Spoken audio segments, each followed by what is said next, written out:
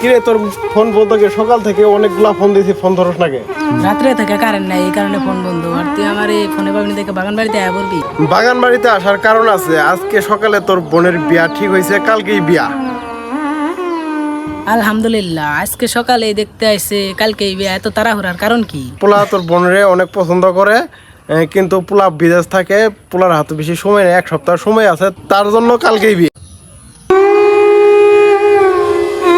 আজকে আমার কাছে অনেক খুশি লাগতেছে যে আমার ওই ছোট্ট বোনটার বিয়া। শোন বন্ধু, তুই কিন্তু তোর নিজের ছোট বোন মনে কইরা সব দায়িত্ব একা সামলাবি। আমি একা সামলাবো মানে? তোর ছোট বোনের বিয়া তুই সামলাবি না?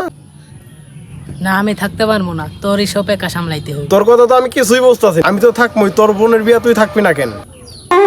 মাত্র কয়েকদিন হয়েছে আমি ছুটি কাটায় আইছি, এখানে যদি কই আমার ছুটি লাগবো, আমার এই চাকরিটা থাকতো না। তোর বসকে বোঝায় বলবি তোর একটা মাত্র ছোট বোনের বিয়া, উনি ঠিকই বুঝবে। না, ওনারে বুঝায় করলে উনি বুঝতো না।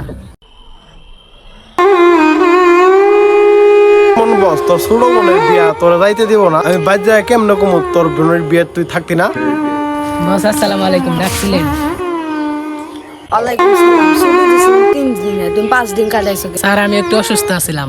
হ্যাঁ বেটা, তুই সুস্থ আসলে আমাকে একবার ফোন দিয়ে বলছিলি? আর আমি আপনারে ফোন দিছিলাম, কিন্তু আপনি ফোন তুলেন নাই।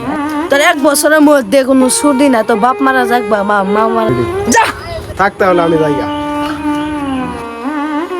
ওই দাঁড়া,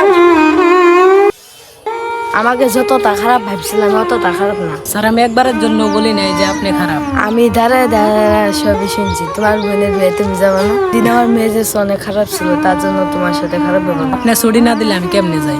তোমার ছুটি দিলাম, হে আসার সময় তোমার বোনের কাছে মিষ্টি আনি। ঠিক আছে স্যার, দাঁড়ায় বাড়িতে কাপড় চোপড় দিছে, এখন আসতেছি।